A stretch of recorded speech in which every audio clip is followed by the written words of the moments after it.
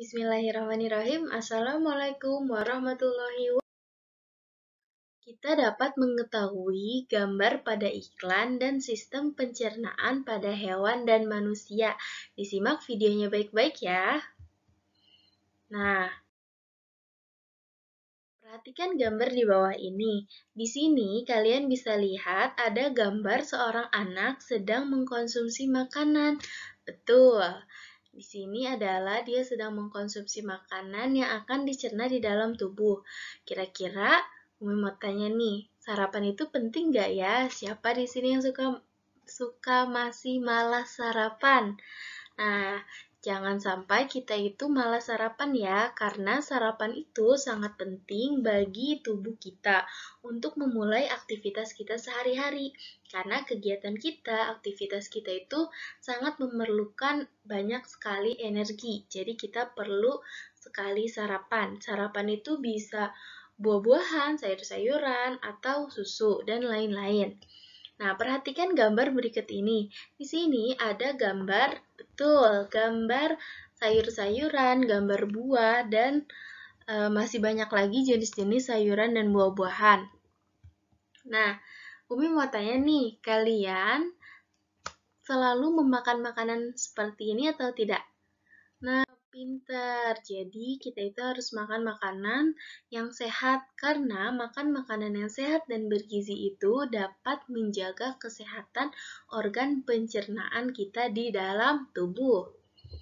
Nah, ini adalah makan makanan sehatnya seperti tadi.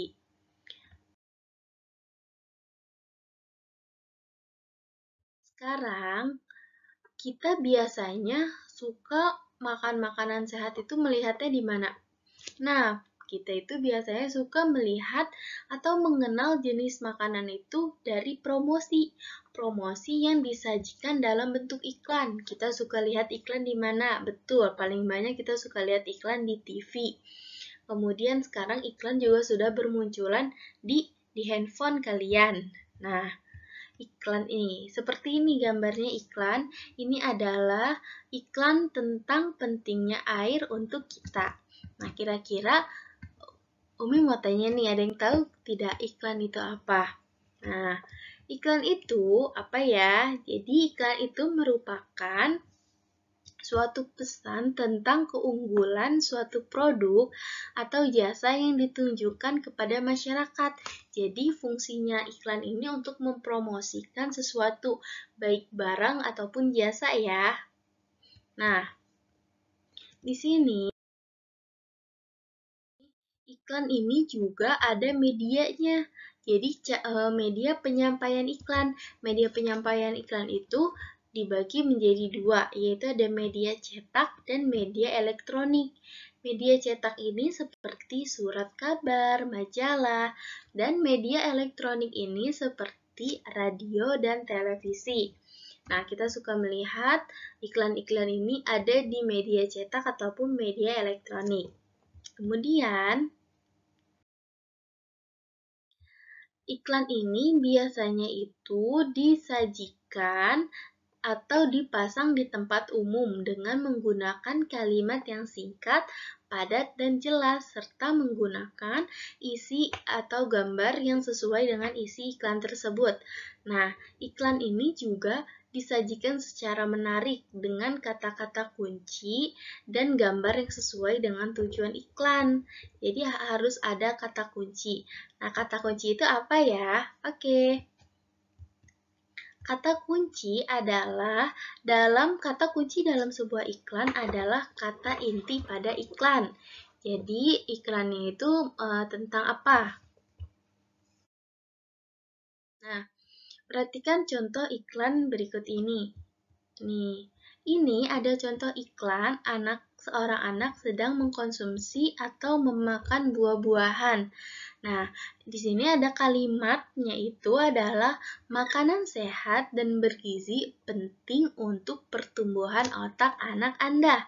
Nah, kira-kira kata kunci pada iklan di samping ini apa ya? Nah, kata kunci pada iklan di samping ini adalah betul, pertumbuhan otak anak. Nah, jadi di sini kata kuncinya, iklan itu tujuannya itu di sini tentang pertumbuhan otak anak. Nah, sedangkan tujuan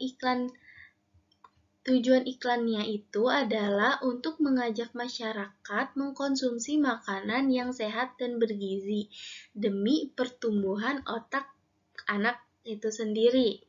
Nah, jadi tujuannya itu mengajak. Sekarang, perhatikan gambar binatang yang ada pada video ini. Nah, betul sekali. Di sini ada gambar sapi ya.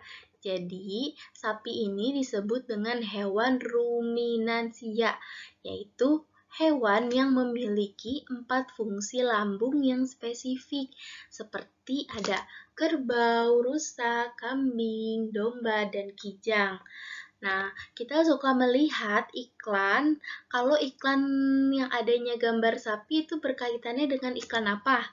Betul, iklan susu. Nah, jadi tujuan dari iklan susu ini adalah mengajak masyarakat untuk mengkonsumsi susu untuk di dalam tubuh. Nah, kira-kira jadi sapi ini itu menghasilkan susu yang berkualitas. Untuk menghasilkan susu yang berkualitas, sapi perlu mengkonsumsi makanan yang berkualitas seperti rumput yang sehat, pun sama seperti manusia. Manusia jika ingin tubuhnya sehat harus mengkonsumsi makanan-makanan yang sehat dan bergizi. Nah, kira-kira sekarang kalian tahu gak ya bagaimana cara sistem pencernaan pada sapi? Oke, simak ya videonya. Di sini ada gambar pencernaan pada sapi. Nah, di sini ada gambar sapi, ini ada tanda panahnya. Nah, di sini ini adalah mulut sapi. Mulut sapi ini adalah terdapat gigi, lidah, dan saliva. Di sini adalah tempat masuknya rumput atau makanan yang dikonsumsi pada sapi. Kemudian ada esofagus. Ini nih esofagus. Esofagus ini adalah saluran penghubung antara rongga mulut dengan lambung. Jadi di sini ini adalah salurannya dari rongga mulut ke dalam lambung yang 4 tadi.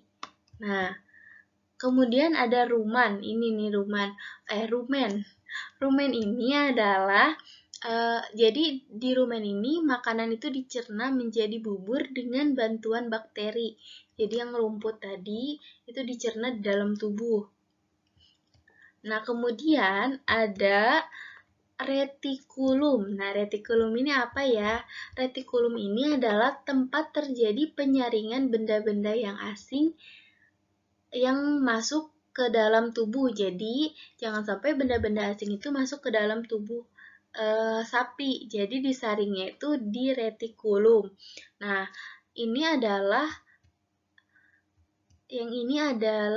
omasum. Nah, omasum ini adalah tempat makanan dicerna dengan bantuan enzim pencernaan. Kalau di rumen dengan bantuan bakteri, di omasum ini dengan bantuan enzim pencernaan, sama seperti di obasum.